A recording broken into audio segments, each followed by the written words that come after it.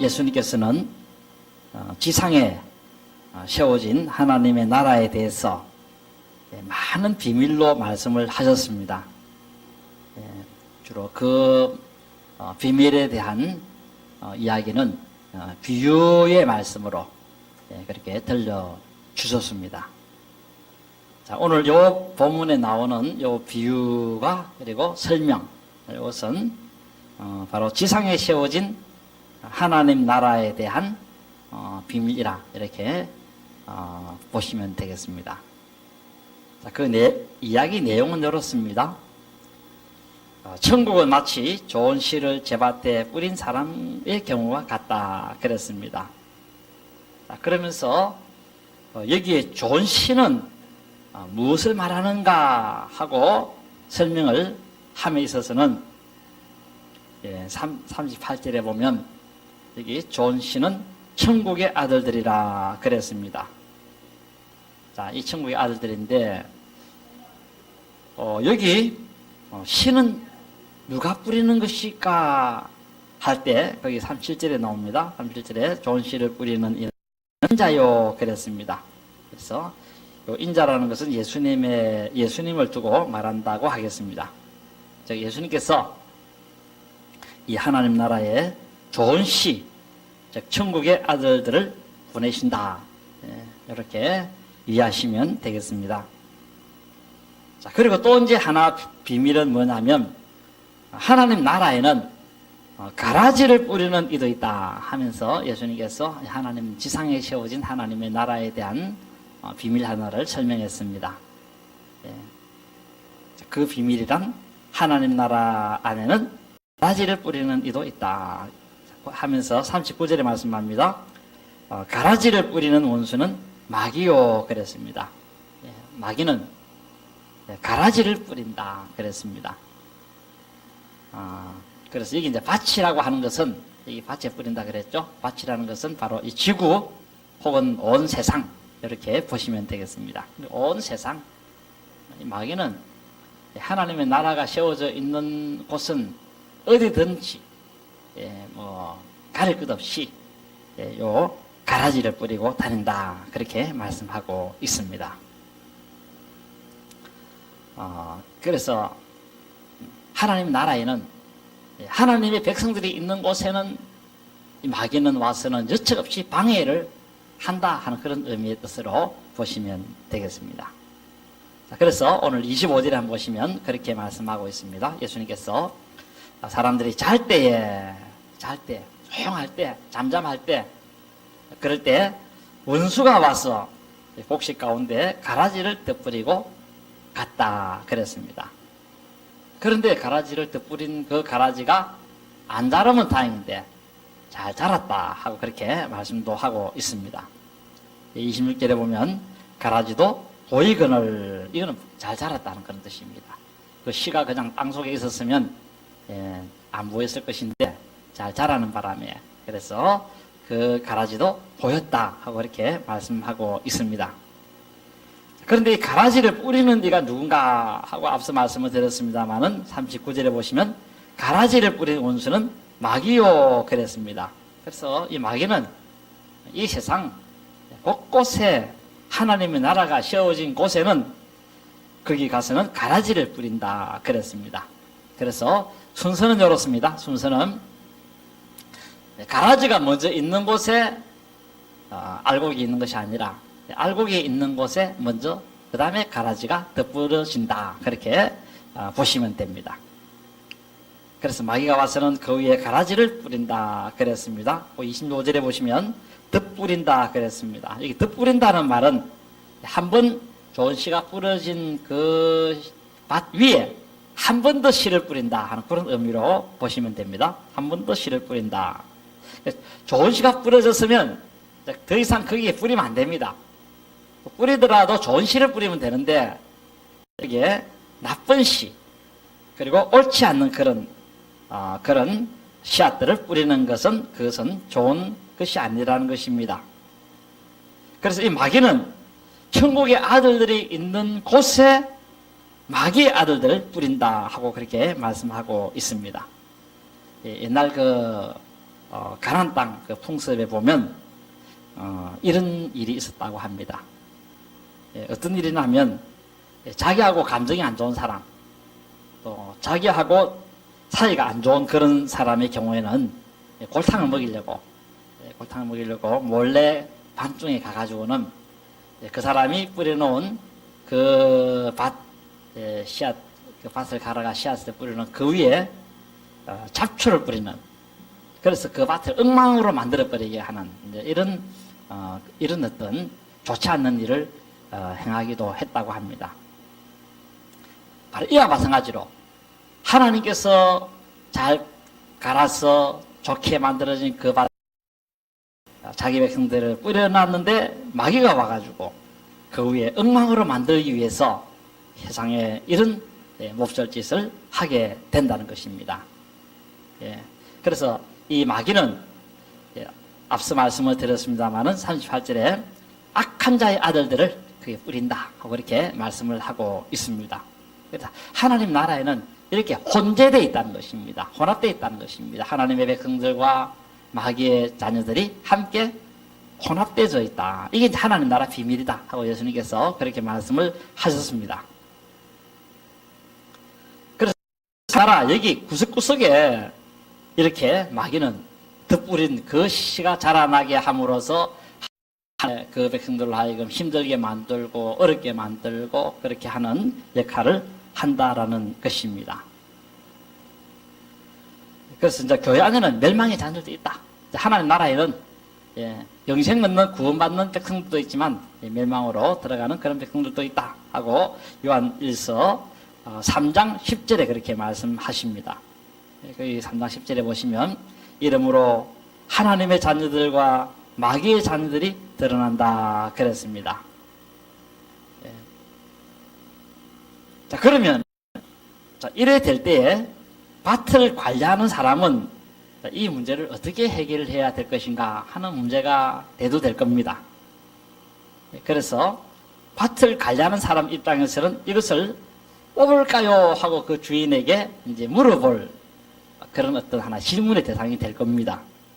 그래서 오늘 본문 26절에 보면 착신하고 결실할 때 가라지도 보이거늘, 그래서 그 밭 관리하는 사람들이 그 집주인의 종들이 와서 말하되 주여 밭에 좋은 씨를 뿌리지 아니하였나이까. 그런데 가라지가 어디서 생겼나이까. 가라지는 밤중에 몰래 와가지고 그렇게 덧뿌리고 간 것입니다. 그걸 못 봤으니까 이게 어디서 났지 하고 그렇게 이제 주인에게 물었던 겁니다. 그렇더만 28절에 그 주인이 원수가 이렇게 하였구나. 원수가 이렇게 했다. 한마디로 마귀가 그렇게 했다 하는 그런 뜻입니다. 그러자 종들이 말하기를 그러면 우리가 이것을 뽑기를 원하나이까. 그러자 주인이 말하기를 가만두라 그랬습니다. 가만두라. 왜 가만두라 했나 하니까 가라지를 뽑다가 곡식까지 뽑을까 염려하노라. 이유는 바로 그겁니다. 그래서 둘 다 추수 때까지 함께 자라게 두라. 그래서 추수 때에 그때 미리 다 잘라가지고 먼저 가라지는 단으로 묶어서 불에 던져 넣을 것이고, 그리고 곡식단은 내 창고에 거다 드릴 것이다 하고 그렇게 말씀을 하셨습니다. 그래서 옛날에 보면 이제 지금도 그렇지만 이 가나안 땅에는 주로 이제 밀을 심습니다. 주로 밀. 그러니까 밀이 보리쌀보다도 훨씬 값이 많이 나가기 때문에 그렇습니다. 그래서 하여튼 밀이 가치가 있습니다. 가치가 있는데, 근데 이제 채판 땅에는 이제 그 보리를 심습니다. 그리고 별로 그 경사지가 심한 그런 곳에는 이제 보리를 주로 심는데, 그런데 이제 보리밭에 가라지라는 잡초가 난다고 합니다. 가라지라는 잡초. 그 나라 말로는 지자니온이라는 말인데, 이거 번역하면 독보리라 이렇게 번역하면 됩니다. 번역한다고 합니다. 독보리. 이 독보리가 이제 거기 이제 우리나라 그 논에 보면 피 나듯이 그런 식으로 난다는 것입니다.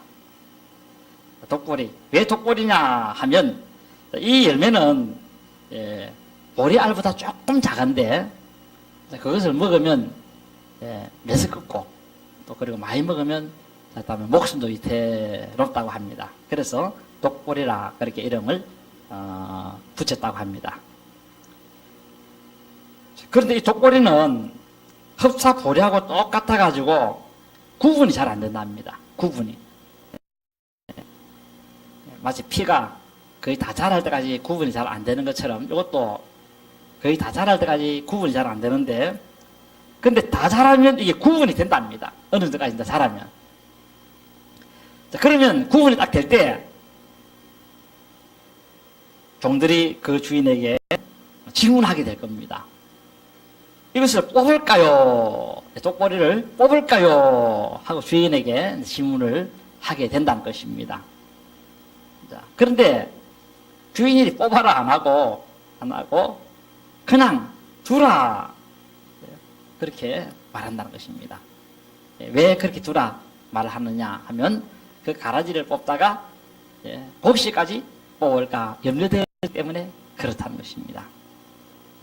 그래서 추수 때까지 두었다가 추수 이후에 그렇게 정리를 하면 된다 하는 그런 이제 주인의 지시가 내려지게 되어진 것입니다. 그래서 이제 원래 이제 독보리 이거는 뿌리가 워낙 깊다 보니까 그 뿌리를 뽑다 보면 그 뿌리에 얹혀진 하나의 곡식이 같이 뽑혀버리면 곡식으로서 손상을 입게 되어지고 주인으로 큰 손해가 올 수 있기 때문에, 그래서 그때는 상책이 뭐겠습니까? 상책이 그냥 그대로 내버려 뒀다가 나중에 낫을 돼 가지고 처리해서 하면 알곡을 잘 보존할 수 있다 하는 그런 하나의 의미가 되겠습니다. 자, 그래서 마지막 날까지 둔다라는 것입니다. 바로 이것처럼 우리 하나님께서는 또 혹은 그 종들이 이것이 뭐 알곡인지 가라든지 몰라서 심판을 안 하는 것은 아니고 알아도 처리 안 한다는 것입니다. 하나님의 나라의 비밀은 바로 이겁니다. 왜냐니까 그걸 알아가지고 처리를 한다 하더라도 알곡이 다칠 수 있기 때문에 나중에 추수 때까지 내버려 두어야만 된다라는 것입니다. 그래서 이 하나님 나라의 일도 할 때 지혜롭게 잘 해야 된다는 것입니다. 그래서 뭐 모르고 가라지를 뽑으려고 그렇게 원칙과 원리를 무시하고 해나가다가 교회가 큰 어려움을 당하는 그런 경우들이 없잖아 있기도 한다는 것입니다. 그래서 원리와 원칙만 가지고 일하다 보면 교회가 큰 어려움에 빠지는 그런 경우들이 있기 때문에 지혜롭게 잘해서 하나님 나라를 세워갈 수 있어야 된다 하고 이렇게 말씀하고 있습니다. 그래서 어떤 경우는 모든 것을 하나님께 맡기고 쳐버려야 하는 경우가 있다는 것입니다. 그래서 이것이 이제 하나님의 지혜라 그렇게 말씀을 드릴 수도 있습니다. 그래서 보시면 분명히 가라지가 보이면 가라지를 뽑는 것이 상식입니다. 가라지 같은 경우 주면 그만큼 밭에 손해가 오는데, 그런데 그것을 뽑을 때 부작용도 있다는 것입니다. 이 부작용을 잘 감안해 가지고 그래서 일을 처리할 수 있도록 해라. 한마디로 지혜롭게 하나님 나라를 잘 세워나갈 수 있도록 해라 하는 그런 하나의 의도로 보시면 되겠습니다. 그래서 우리가 보면 하나님 나라에 뭐 참신자, 가짜신자 이 구분이 안 되지는 게 아닙니다. 구분되어진다 하더라도 하나님의 백성들은 때로 그것을 그냥 지내쳐야 할 경우들도 있다라는 것입니다. 뭐 영적인 눈이 어두워가지고 그래서 못 보는갑다, 안 보는갑다 이런 게 이게 아니라 알지만은 뭐 사도들이 모르겠습니까? 다 알았지만 그걸 내버려뒀다는 거지. 초대교회 때도 내버려뒀다가 하나님의 심판 때 하나님이 알아서 하시도록 그렇게 하나님의 때를 기다렸다라는 것입니다. 자, 이제 끝으로 이 비유에서 주시는 또 다른 비밀은 뭐냐면은 때 몇수로 섞여 있는지 여기에 대한 언급은 없다는 것입니다. 그러니까 알곡 70%, 가라지 30%, 뭐 어느 곳인지 간에 동등하다 이게 아니고 어떤 지역에는 가라지가 10% 정도밖에 안 되는 경우도 있고, 어떤 경우는 알곡만 가득한 그런 경우들도 있고, 그렇다는 것입니다. 그리고 이것은 어떤 특별한 비율로서 뿌려지는 것은 아니다 하는 것에 대해서 잘 기억할 수 있어야 되겠습니다. 그리고 이제 마지막으로 우리가 한 가지 이 비밀을 통해서 우리 예수님이 주시는 교훈은 뭐냐 하면, 알곡과 가라지를 무엇으로 구분하는가 하는 데 있어서는 열매를 보면 안다라는 것입니다. 추수 때 되면 열매 맺습니다. 독고래도 마찬가지. 추수 때가 되면 열매를 맺습니다. 무슨 열매 맺습니까? 독고래라고 하는 열매를 맺습니다. 자, 이렇게 알곡도 추수할 때가, 열매를 맺을 때가 오고, 그 다음에 독고래도 열매를 맺을 때가 온다는 것입니다. 자, 이렇게 결실할 때에, 바로, 참된 열매를 맺는 그것이 되어야 된다 하고 그렇게 말씀하고 있습니다. 마태복음 7장 15절부터 20절까지 보시면, 거기 보시면, 거짓 선자들을 삼가라. 양을 옷을 입고 너희에게 나오나 속에는 노략질하는 일이라. 그들의 열매로 그들을 알지니 가시나무에서 포도를 또는 은근기에서 무화과를 따겠느냐. 이와 같이 좋은 나무마다 아름다운 열매를 맺고 못된 나무마다 나쁜 열매를 맺나니 좋은 나무가 나쁜 열매를 맺을 수 없고 못된 나무가 아름다운 열매를 맺을 수 없느니라 하시면서 마지막 예수님께서 이렇게 말씀했습니다. 열매를 맺지 아니하는 나무마다 찍혀 불에 던지느니라. 이러므로 그들의 열매로 그들을 알리라 그랬습니다. 다른 것으로 구분하는 것이 아니라 열매로 알게 된다 하고 이렇게 말씀하고 있습니다. 그래서 어떤 열매를 맺었는가 여기에 따라서 좋은 나무인지 여기서 나쁜 나무인지 우리가 알게 되어지게 된다는 것입니다. 그래서 여기 천국의 아들들과 그 다음에 마귀의 아들들을 구분하는 방법은 열매를 봐서 안다 하고 이렇게 말씀하고 계십니다. 그래서 하나님을 믿으면서 여러 가지 아름다운 열매, 성령의 열매들이 많죠. 성령의 열매들, 사랑과 희락과 화평의 열매, 오래 참음의 열매, 자비의 열매, 양선의 열매, 충성의 열매, 온유 절제의 열매, 이런 열매를 맺었다면 이것은 하나님의 아들이라는 하나의 증거가 될 것입니다. 그래서 추수 때가 되면 열매를 맺게 된다라는 것입니다. 그래서 지금 당장 없다 해가지고 이것은 잘못했구나 그렇게 볼 필요는 없고 때가 되면 이 열매가 나타난다는 것입니다. 그리고 문제 있는 나무는 추수 때가 되면 열매가 그때 나타납니다. 그들에게 나타나는데 배탈 나는 열매, 먹으면 시끄러워서 입에 먹을 수도 없는 열매, 그런 열매들을 이제 맺게 되어지게 된다는 것입니다. 자, 그러므로 오늘 우리가 이런 내용들을 바라보면서 우리 자신을 다시 한번 잘 점검할 수 있어야 될 것입니다.